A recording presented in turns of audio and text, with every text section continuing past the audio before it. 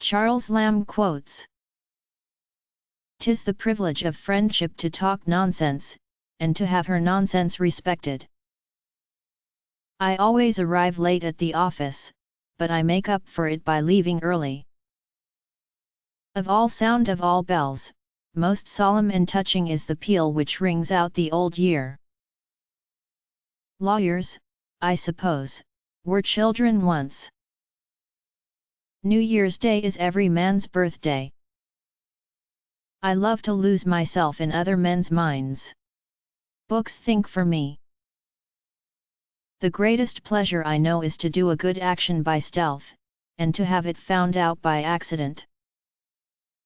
A book reads the better which is our own, and has been so long known to us, that we know the topography of its blots, and dog's ears, and can trace the dirt in it to having read it at tea with buttered muffins. Think what you would have been now, if instead of being fed with tales and old wives' fables in childhood, you had been crammed with geography and natural history. Don't introduce me to that man. I want to go on hating him, and I can't hate a man whom I know. My theory is to enjoy life, but the practice is against it. I love to lose myself in other men's minds. When I am not walking, I am reading. I cannot sit and think. Books think for me.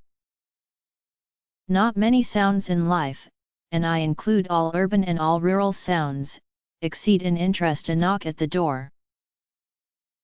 I mean your borrowers of books, those mutilators of collections, spoilers of the symmetry of shelves, and creators of odd volumes. There is more reason to say grace before beginning a book than there is to say it before beginning to dine. Contented with little yet wishing for more. Newspapers always excite curiosity. No one ever lays one down without a feeling of disappointment. I counsel thee, shut not thy heart nor thy library. I love to lose myself in other men's minds. When I am not walking, I am reading. I love to lose myself in other men's minds. Cultivate simplicity, or rather should I say banish elaborateness, for simplicity springs spontaneous from the heart. Friend of my bosom, thou more than a brother, why wert thou not born in my father's dwelling? Rather was it not a series of 7 uneasy days, spent in restless pursuit of pleasure, and a wearisome anxiety to find out how to make the most of them? Where was the quiet, where the promised rest?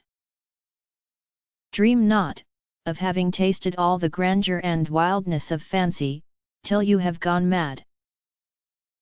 Time partially reconciles us to anything. Oftentimes these ministers of darkness tell us truths in little things, to betray us into deeds of greatest consequence. The young man till 30, never feels practically that he is mortal.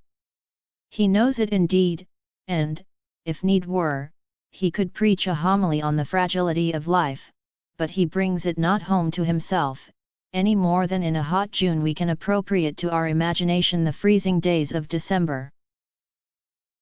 Credulity is the man's weakness, but the child's strength. Lawyers, I suppose, were once children. What is reading, but silent conversation? Cards are war, in disguise of a sport. Beware the man of one book. He sleeps in his armor. Reader, if you wrest my words beyond their fair construction, it is you, and not I, that are the April fool.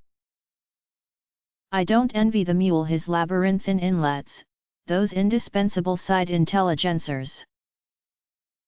I am sentimentally disposed to harmony but organically incapable of tune.